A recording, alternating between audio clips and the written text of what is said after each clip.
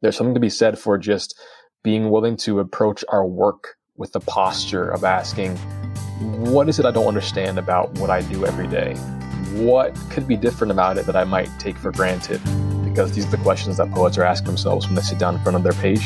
And I think it's something that we can all benefit from doing in our day-to-day lives as well.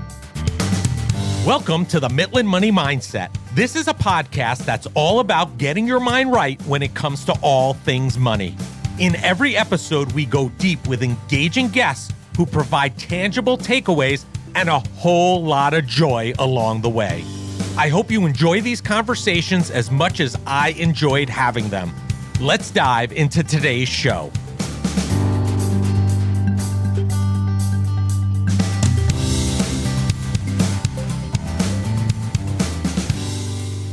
I'm Larry Sprung, your host for the Midland Money Mindset and founder and wealth advisor of Midland Financial. Today's guest is Tucker Bryant, poet and keynote speaker. What Tucker Bryant learned during a decade spent between Stanford and Google surprised him. Even people on the cutting edge of innovation often struggle to take risks. The truth is that we all want to step out of our comfort zones, but we also have comfort so deep-seated that we aren't aware they even exist. And our instinct to protect that unconscious comfort suffocates our creativity, disengages us from our work, and stunts our ability to lead. As a nationally renowned poet and storyteller, Tucker's experience in Silicon Valley has driven him to pursue an answer to one question. How can we tear down the comfort zones that keep businesses from writing their best poetry? Tucker delivers keynote performances that reveal how the poet's keys enable leaders to overcome our universal barriers to change and unlock the doors to innovations in the area of our businesses that need it most. Tucker's work, which has garnered millions of views online, has been featured at TEDx, the New York Times, and dozens of other organizations across the globe. He has had the privilege of sharing on stages graced by Mark Cuban, Gary Vaynerchuk, Irvin Magic Johnson, and Bill Belichick, as well as founders and executives from scores of Fortune 500 companies. Listen in for some great takeaways about Tucker's journey and how he uses poetry to engage entrepreneurs and have them writing their best happily ever afters.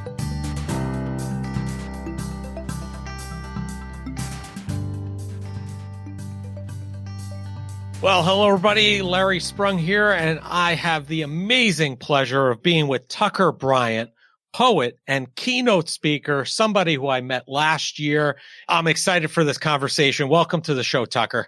Hey, it's so good to be with you here, Larry. Hey, thank you for joining us today.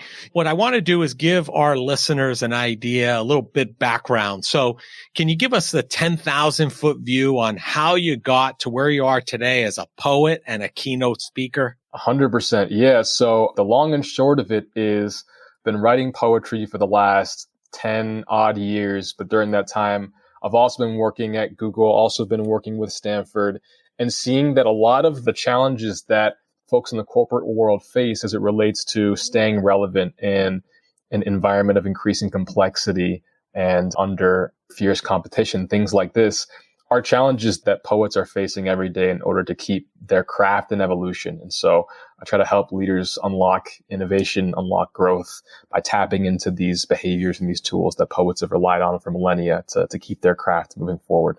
Amazing. I kind of find it funny because, or maybe ironic, in today's day and age, I don't think you hear very often that people describe themselves as a poet. I think it's a lost art form, not something people really have top of mind that they're thinking about. How did you come to the decision that you were going to brand yourself or identify yourself in this way?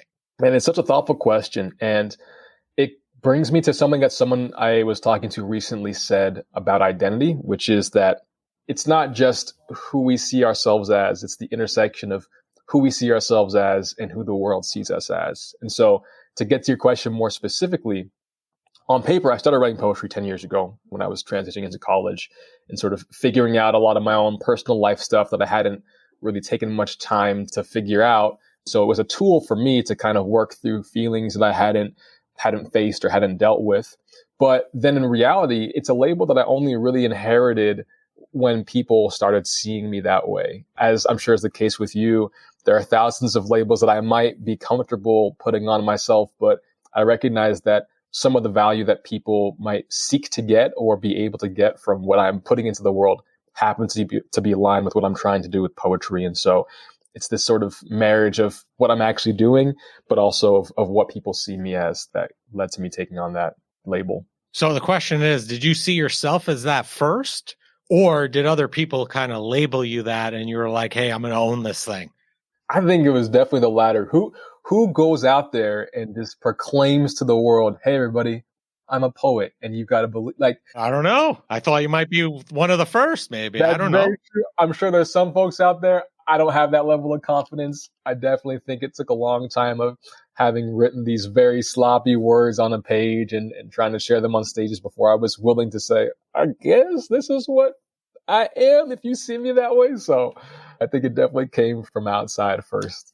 Yeah. So, I mean, you talk about words just a moment ago, right? And something I know from listening to you that you're so passionate about, or words can be so powerful, right? Why is it that you think they can be so powerful?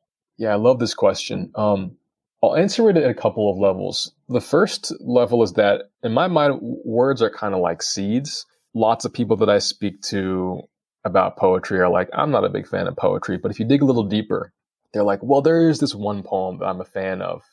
And oftentimes they know the poem like verbatim.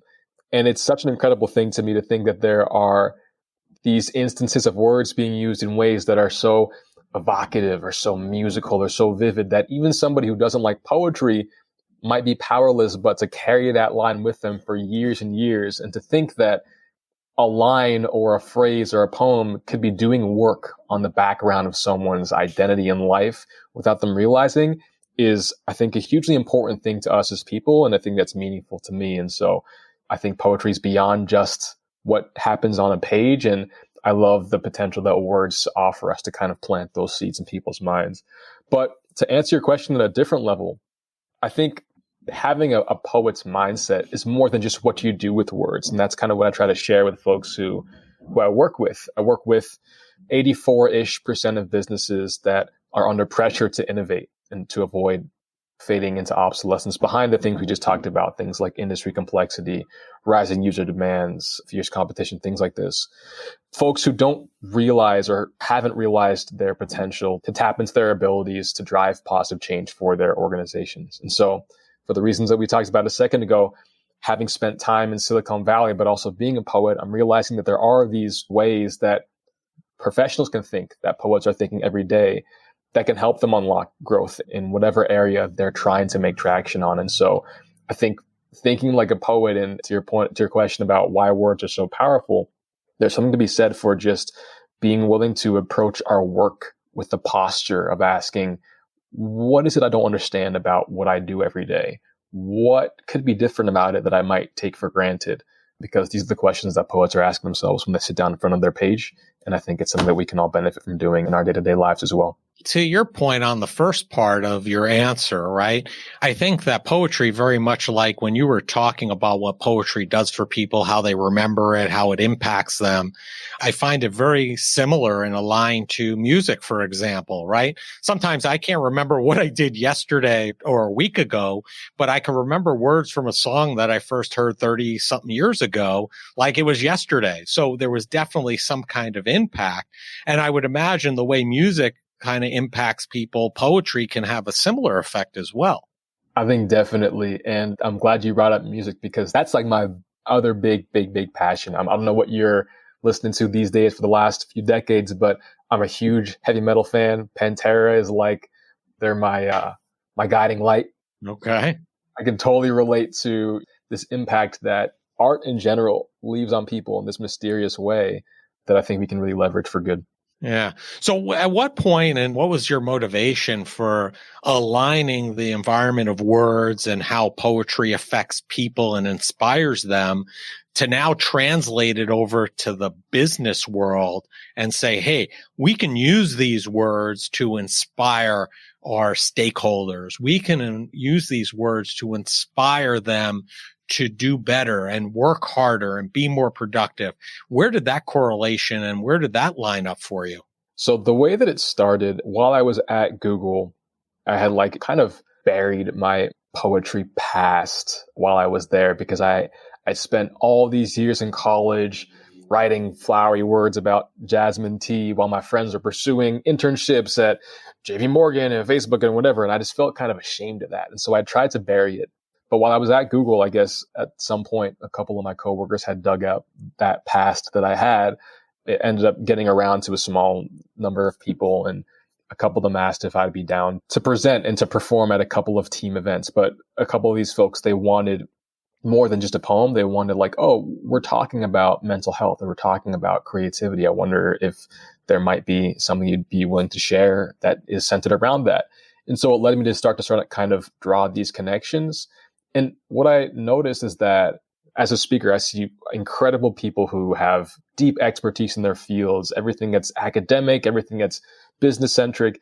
But I think there's something that is uniquely helpful about bringing people who have outsiders' perspectives into these spaces to kind of challenge us to rethink things in ways that are unique to the world that we've come from. And so I could never do what a VP of sales has done. I could never do what you do, and I admire that. But I think there's something about being willing to own the unique perspectives that we have and the unique experience that we have, and see if somebody else might be able to find something in that kind of appeal to me, and thinking about ways to help corporate audiences. It seems to me like there's some level of stepping out of your comfort zone when you talk about poetry and you start talking about it. And quite frankly, I may have even told you this when we initially met. When I heard you go on stage or heard that you were a speaker at Excel, I was a little how's poetry? How is this going to all integrate to a conversation about the wealth management profession, where the audience is going to be predominantly, if not everybody's going to be a financial advisor? And I'll tell you, I was blown away. There was a lot of relevancy. It really did impact me. So what advice do you have for those who similarly, because I think that's what you're trying to kind of inspire by your words, is you really want to inspire action for those to grow and step outside of their comfort zone. So what advice do you have for folks to be able to and be in a position to do that?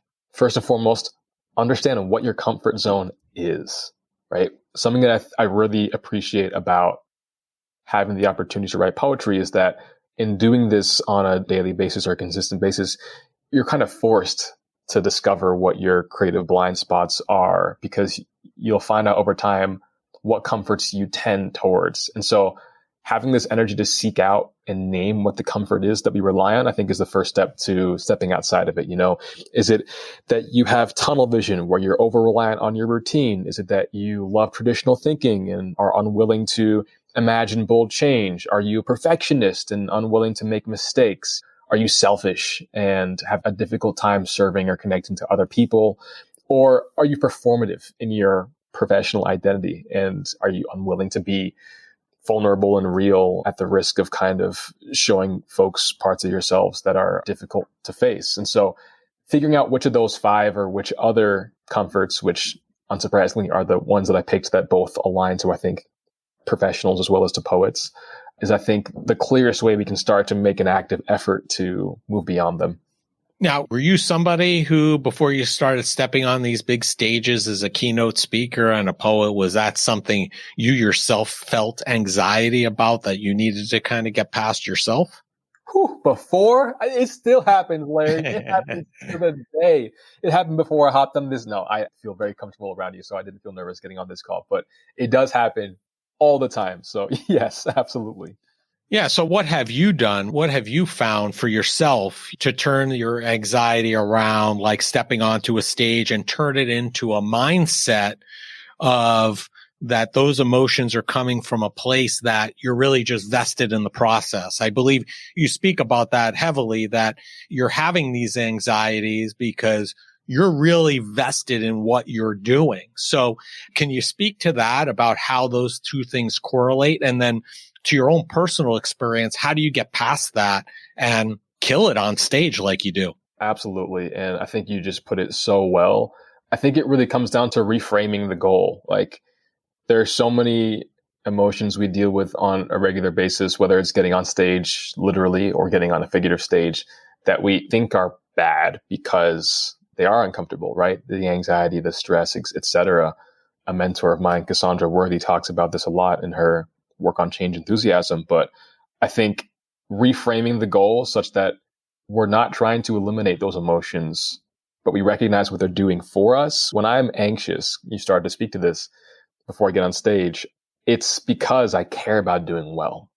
And why would I not want to be in a space where I have the opportunity to leave an impact on folks to the extent that I feel the stakes and I feel the desire to do right by my audience? And the thing that I think we often forget, and this is maybe very relevant to folks who step on literal stages, but also probably relevant in other spaces too, is that your audience wants you to succeed. I think part of the anxiety is like forgetting that everyone in the space that you're collaborating in is vested in the success of the thing that you're doing. And so both recognizing that anxiety is not a sign that something's going wrong. It's a sign that you are in front of an opportunity to do well. And then also remembering that everybody wants to look for opportunities or reasons to say that this thing was good or effective really helps us realize that being on stage in these moments is not something that should or has to happen with a perfect state of calm. Yeah, I mean, listen, I guess to your point, right? If you weren't interested, if you weren't really driven by being successful on stage and driving points home, you wouldn't care. So what's there to be nervous about, right? At that point. And I think also, to your point as well, there doesn't have to be a literal stage. We're all put on stage in various different ways throughout our life, whether it's just interactions, conversations. And it's important that we understand how to manage that concern that we have in a way that's beneficial, that's going to help us and not hinder us. I think that's really what the end game is. Well framed. I totally agree with you. I mean, do you think a big component of this, and this may be a little bit off topic, but do you think part of this comes from the whole participation trophy kind of everybody's going to participate, everybody's going to do well? Do you think there's also some anxiety from that kind of framework that we've created this environment where, especially young people, we're not really encouraging them to go out on a limb in many cases. We're almost trying to get them to be like everybody else instead of being their own authentic self and getting to deal with that anxiety. So later in life, when they are on the real stage in front of a bigger group, it's harder for them to manage those expectations or those emotions. I mean, what are your thoughts on that? I think that's a really interesting idea. It resonates with me. And I'll build on that by saying that it's really easy in the universe where, whether you're a young person or an entrepreneur or professional, the work that we do is often so visible that I think it's really easy to forget that the sharing of the work is not necessarily the work. But people conflate those two things to the point that we optimize for clicks, we optimize for attention and for the validation that comes in these ways, which I think is something that's not new, right? We all know that this is a pressure that we have, but I think what we forget is that when we don't take the time to step away from those arenas and figure out what it is that we actually truly think about the things that we are contributing to or offering our opinions on every day, week, year, whatever, we do sort of converge in the middle. All of our perspectives end up being more similar than they should. In doing that, we're forgetting that there is a perspective that we alone can contribute to the conversation. And that's what our unique selling point is. I don't know, selling point is low word, people that are being sold, but that's what our unique contribution can be to the conversations that we're stepping into. And I think finding opportunities to reflect in private such that we nurture those perspectives is essential, not just for our audience, but also for our own sense of finding our place in the world that we're stepping into. And so I love the way you phrase that, and I totally agree. Great points as well from you, and a lot of great takeaways here. So let's talk about growth for a minute. One of the things that I've heard you talk about, and I can see really is relevant to a business and their stakeholders, could be relevant to a high schooler who's looking to make a presentation, is this idea that you can only practice so much, right? Practice is good, but a lot of learning and growth comes from doing, right? And I hate the word, and I've heard people, practice makes perfect. There is no perfect. It's practice makes permanent. But at some point, you actually got to do it in order to get that growth. So what advice do you have for those who may be held back by fear, and what they're finding themselves doing is practicing a lot instead of doing? This is great. My answer to this would build on an earlier conversation we were having. After identifying what your fears are and what those comforts are, whether it's one of the 5 that we talked about or another set, I think there are some active things that we can do to start moving from the understanding or the insight or the practicing phase into the doing phase. And so if you're hampered by tunnel vision, I'd say create space to step back from your routine and start to actually think through and put into practice new ways of relating to the work that you do every day. If you're a traditional thinker, challenge yourself to prove an assumption that you have about your space wrong. That'll force you to think outside of the traditions that you've been dependent on. If you're a perfectionist, give yourself constraints, a project with constraints that forces you to say, I no longer am able to boil the ocean, but I will be more easily able to take a single step if a couple of constraints are in here that make it easier for me to move towards a goal with a true action. If you're a person that thinks more about yourself or are ruthless in your own pursuit of your goals, try having a conversation with someone in which you actively try to understand what they're thinking and feeling through a set of questions that you can ask them about how they're feeling, what their needs are, and what they'd like to get out of the current stage of life they're in or whatever it is. If you are a person that tends to be more performative, take some time to reflect. This can be something that we can do in private that can impact how we show up in our public spaces. If you ask yourself what your true opinions are about things that you haven't been able to give an opinion on in a truly uninfluenced way, these actions we take in private do impact the way that we show up in public. And so those are 5 ideas, but I think the meta point here is that doing doesn't have to just be doing in public. You can also be taking true steps towards your goals or what you're looking to try to achieve in private. That still puts us towards what we're trying to do in public, as long as you said, we're not simply practicing or thinking, we're doing the doing somewhere. So those are 5 ways that you could start on that path, depending on what your challenges are. Great points. And thank you for sharing that. One of the things I know you've talked about before is you've used some of what people would view as flaws in your life to create your own narrative. Perhaps you can share how you've done that. I think it would be very telling for people because not anybody really has this clean background where everything was rosy their entire life. Typically, you look at any entrepreneur, there's some event in their life that has led them down the path of being an entrepreneur and their level of success. And I'm not saying that's in every case, but a lot of cases, and there have been studies to report that. So not everybody has this Snow White level background. And I think that that's important because it doesn't mean that you can't create a narrative around that influences and impacts people in a very positive way. So I know you've done that. So can you share a little bit how you've done that and how others may be able to do the same thing like you have? Totally. I try not to quote too often, but there is a quote that actually I don't know the verbatim words of, so I'm actually not even doing it its justice here. But there's a quote that I really like that's by Steve Jobs, as far as I'm aware, in which he says something to the effect of, we can only connect the dots in our story looking backwards. I think there's often a temptation we have if we are at a certain point in our lives, careers, whatever, to try to look at where we want to go and build a narrative in that direction. And I'm sure for some folks that's doable, but I found a lot more useful to look back at the experiences that I've had, the ones that have been difficult, the ones that have been painful, the ones on which I've messed up, and look for the common thread that might explain why I am where I am today or why I'm doing the things that I'm doing today.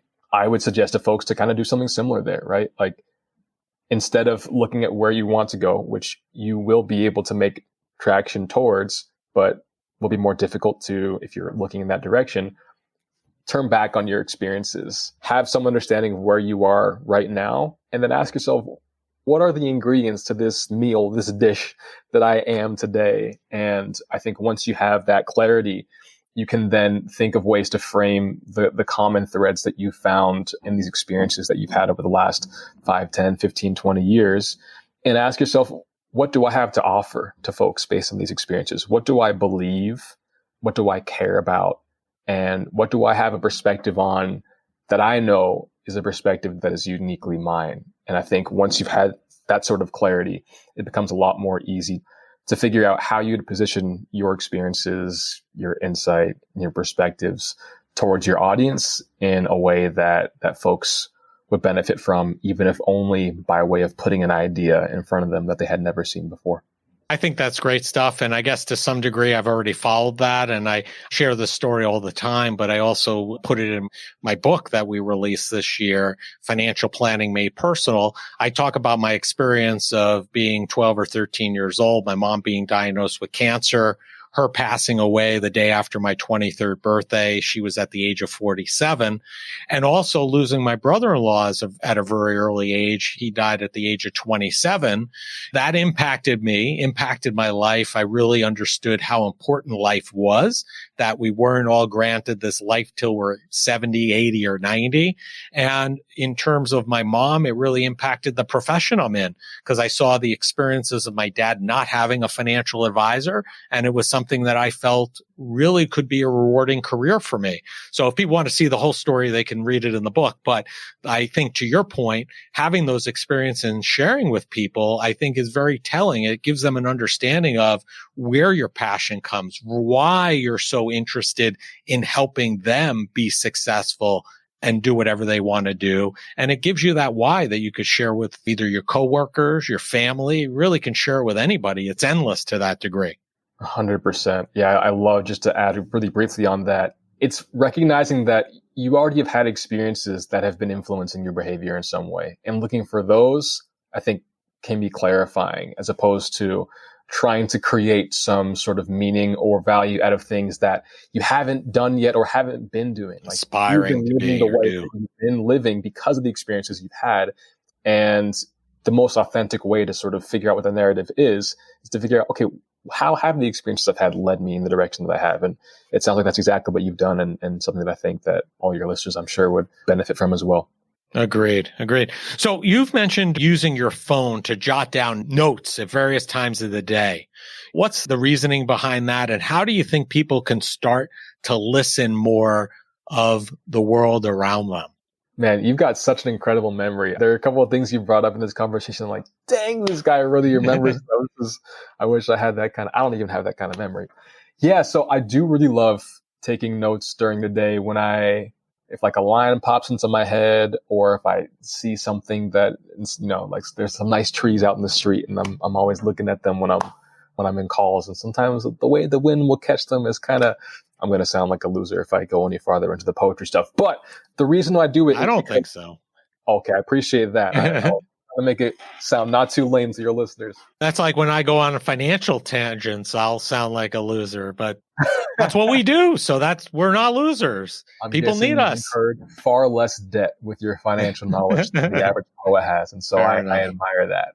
The benefit of doing something like this, which I do, and might not be the thing that I would necessarily specifically advise for others, is that when we are in the trenches of our work or our day, it becomes really difficult to step back from and notice broad or small things happening in that routine that we rely on.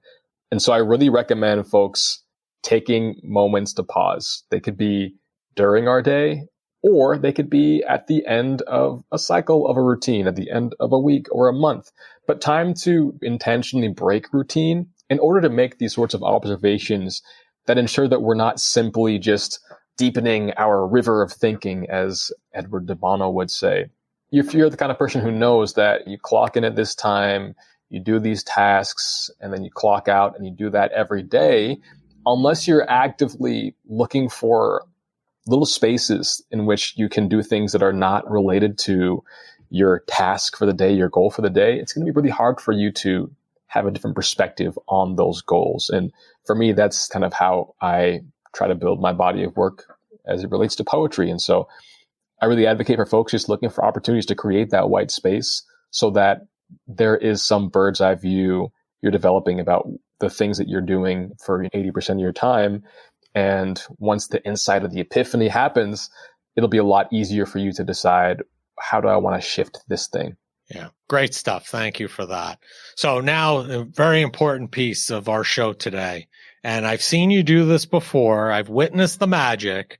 I'm hoping that you can grace us with a unique poem today and share your wisdom and magic with our listeners. Absolutely. I appreciate you giving me the opportunity to. And before we hopped on, I was kind of deciding between two poems to share, and it was going to be a game time decision. I'm going to go the unexpected route. So I hope that your audience liked this one. This is called Facts About Myself. I'm 29 years old. I'm right-handed. I hate my middle name. I don't eat goat's cheese. I'm a terrible driver. And for as long as I can remember, I've always had this insatiable hunger for good ramen and bad puns. I believe there are only two kinds of people in the world. Those who admit they've ever peed in the shower, and liars. I'm the son of a man who never misses a home-cooked meal or skips his dishwashing duties. The son of a woman who told me that my name is an earthquake in waiting. She said, "Hold it in your mouth like the most dangerous secret this world has yet to know." I'm only 5'8" on a really good day.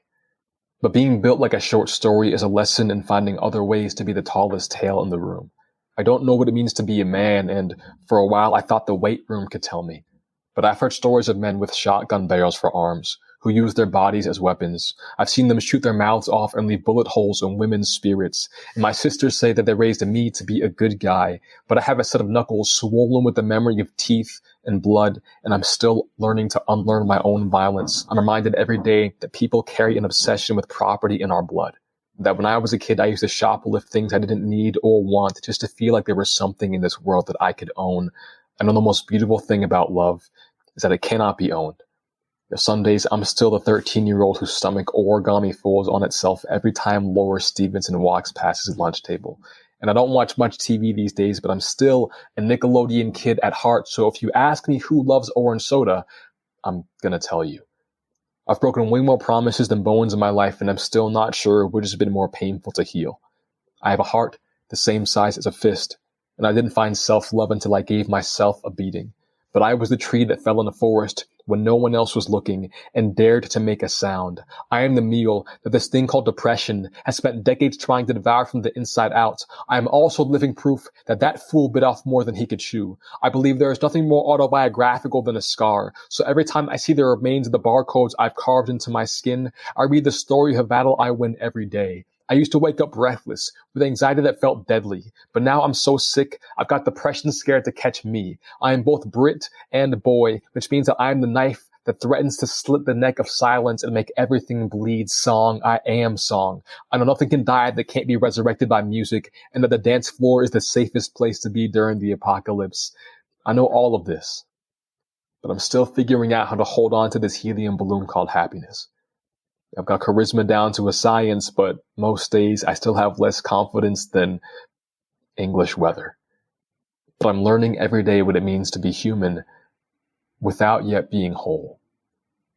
Every night the sky opens its mouth and swallows the sun in a single gulp just to make room for the moon. What a wonderful way to live life. Be so full of so much light, but always hungry for more. Amazing. That was amazing. There was a lot to unpack there. Well, I'm going to have to listen to this again and again to get it all, but brilliant. Loved it. Thank you for sharing that. I really appreciate it. Thank you, Larry. Appreciate you giving me the opportunity. So let's move on. We have to ask the last question we ask every guest, because this is the Midland Money Mindset. We have to always end on a joyful note. So the question is, what did you do today that brought you joy and put you in the right mindset for success? As lame as this is, I made my bed. It felt really good making my bed today, and it feels good making my bed every day. I know there's some folks out there who agree with this. Starting your day off with a really small win kind of helps other things fall into place sometimes. I will tell you this, there's nothing lame about that. I would have to, and I have no statistics to confirm this, but I would have to imagine that's probably one of our top 3, maybe definitely top 5, maybe top 3 answers. Wow. By our guests. That is a winner for sure, that for the same reasons that you stated. People like starting off with that small win every day, every morning, and it gets them off on the right track. So I think you're onto something. Oh man, that's so comforting. I was like, are people going to hear this and think that I'm some unwashed caveman? But to know that your other very successful guests have said the same makes me feel a little bit more at home. Yeah, amazing stuff. So listen, Tucker, we're going to have all your information in the show notes. We're going to have that available. But if people want to learn more about you, learn more about your speaking, your poetry, what's the easiest and the best place for them to go do that? Absolutely. So 2 things I'd mention. 1, my website is tuckerbryantSpeaks.com. You can check me out there or connect with me on LinkedIn. You can search my name, Tucker Bryant, or go linkedin.com/in/Tucker Bryant, which is more complicated. So just search my name. And I would love to connect to anybody who wants to talk about creativity, innovation, poetry, whatever. There you go. And listen, take a look at his website. I will tell you this from my own personal experience. If you haven't come talk to your organization, your stakeholders, whatever it would be, it is an amazing experience and it will make them better people and it will make your organization a better place. So thank you so much, Tucker, for taking out the time to join us. I really appreciate it and make it a great day. Appreciate you, Larry. It's such a pleasure to talk to you always. I'm looking forward to the next conversation we'll have.